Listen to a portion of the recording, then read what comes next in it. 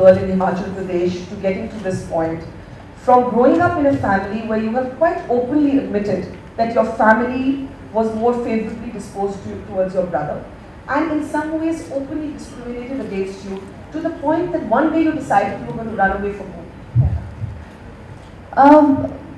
I think this kind of discrimination exists even today, and I won't say there was anything unusual about my childhood, but I appreciate the fact that today we talk so much about women empowerment, and I don't know how much of difference it's making, but I think somewhere children who are growing up and women who are going to be now Gen Next and in their schools and their teens, they at least to understand there's something wrong in being discriminated, as opposed to us who growing up didn't see it as something which was wrong. Like I thought it's a matter of fact that being a girl child is a liability on our parent, and you felt like a liability? Yes, and because there was no other perspective that we had growing up. I felt that it's fair for my parents to feel that taking care of a girl child, like, because these conversations were everyday thing, that you raise a child and you invest so much in her education, and then she goes about to basically take care of someone else's house, and there's so much dowry that you have to. So it's basically not a very good scenario for them, and as opposed to a son who just brings another person to work at their houses, or and brings a lot of money along with other gifts for the families. This is how actually middle class families feel, who struggle to make the ends meet. For them, those gifts. The girl is a liability. Yeah. Did you feel like a liability growing up? I felt, well, for me, like I felt what they feel is there's nothing wrong in what they feel, but I didn't feel that I am any less than my brother, or, and I'm just someone who they have to take care of. I felt quite independent, but that's very rare. But your parents also want you to get you married off at 16. Not really. I had pressure of studying and things like that. But my parents, I come from a joint family, and they had their own pressures on them. But yeah, they definitely didn't think of me doing something other than getting married and taking care of my household. What made you finally take the decision to almost run away from home, come here to this city where you had no sugar daddy, you knew nobody? Yeah. People made fun Myself as someone who's any less than my brother or anyone else, and that's something that drives you to just find yourself and your worth. I didn't have any clarity that I want to be an actress, or I want to change the world or do this, but that frustration that I can't be what you think I am, I can't be such a useless person who's just good for nothing and just do post-graduation, then they'll find a guy for me, and then I go about making babies. So I did have a lot of doubts about that system, but I had so many doubts about my own choices in life. How difficult was it for you when you came here? Very difficult. I mean, it's quite harsh, and I don't have to go into the details of it, but you went days without food, you slept on the pavement? Yeah, and then I fell for a trap. Like, I was physically abused, and By whom? Like, I don't want to take names, and by people in the industry? Yes, people, when they see needy people, and it's just not that you do fall for those traps, and you do feel that people sometimes might help you without, but there are no free lunches, right? So when you're naive, you're young, you kind of you do, fall for those very conventional, you know, discover yourself. Where I feel there are as many people, as many stories, as many women, and we need to encourage women, our women, for being who they are, as opposed to trying to box them and fit them.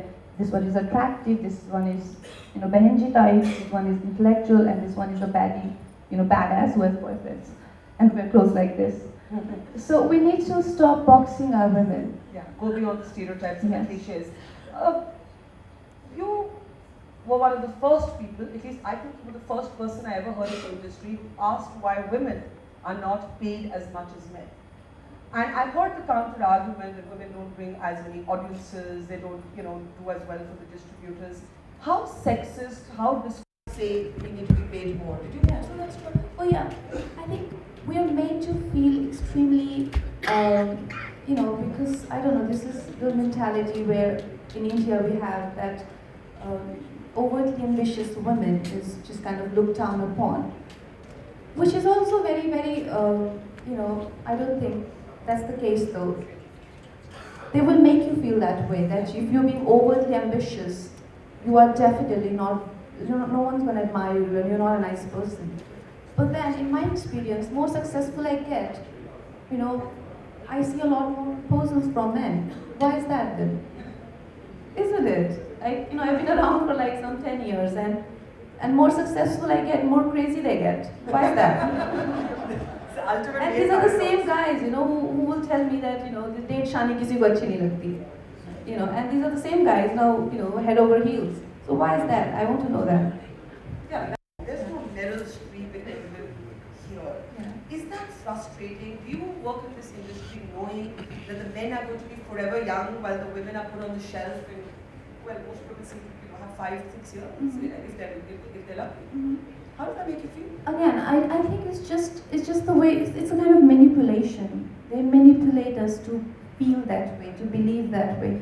But it's not true. If that was true, who remember the last glamorous hot bod face? Everyone remembers Dutt, like the woman that I played with Barkha. Yeah. Everyone remembers Queen. Our society loves raw character. We love raw women. We don't love our mother because she's hot and sexy. We love our mother because she's our mother. And we love our granny because she's our granny. We value her. We don't remember anyone's face from our childhood. We love our granny's face, So our society loves. If that wasn't the case, why would Dutt be such an iconic character? My Krish character is not iconic. The one where I played really hot as mutant. But yet the men last longer than the women in the role of hero. Because they make us believe that. They don't want us to be, they want us to be a certain way. They make us lose our identity. It's a trap. It's a trap. We need to be aware of this trap. They will make you lose your identity and then you won't like yourself, they won't like you either. So when a man says that, oh, you're not 16 or you're not 15, there you have your first wrinkle. Don't hate yourself for that. Love yourself, he'll follow you. So we need to love ourselves first. We are desperate to look all the time a certain way. But in my experience, I can only speak for myself. All my hot characters or whatever, by the grace of God, I never got any attention. But the day I played real women, and that we can't give credit to the industry. We have to give that credit to our audiences, our population. They love real characters, they love raw women, and I don't care. Why would anyone care if Queen is actually 27 or 37? Hardly makes a difference. Yeah. What difference does it make? If it doesn't make a difference to film industry, they wouldn't want you to feel that way. They get extremely threatened, So we don't have to fall for that. Try to be aware of your gifts.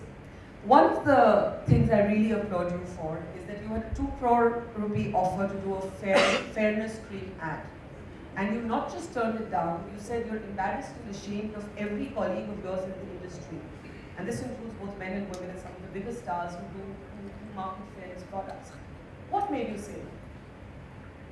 Like I said, I really thank my ex, a white guy who I was dating, because growing up, I didn't come through conversations like this, and I thank you and people like you who, I don't know how much change people like you can bring about, but at least you're talking about it. The one who is willing to have that awareness, or maybe fortunate enough to have that awareness would actually get it from, you know. So growing up, I didn't see anything wrong with fairness cream. In fact, I thought it was actually cool to be fair or not to be fair. Did you use them? I think I was quite pale growing up. I didn't need it, but like I said, I didn't see anything wrong with fairness cream. But when I was dating this white guy, he teased me like, "Oh, you guys are so funny. You openly sell fairness cream. It's not acceptable, you know." And I'm like, "Why is that?" It's like, because it's not acceptable that, you know, you're trying to tell your race that you shouldn't be this way, and, you know, should and that's the time actually I realized that what we are doing, how we are sort of giving our generation complexes and not letting them be confident and not letting them find beauty in their own race, you know. And it's just this whole new world opened, you know, up to me, and I'm like, what are we doing as people? The whole world is laughing at us, you know. And he used to tease me that, so you must be thinking that I am fair and lovely because I'm white. And I hated that. And I think in a relationship also, you wouldn't want to have, you know, the other person have that kind of upper hand because you as population behaving so stupid, you know. So what do you think of your colleagues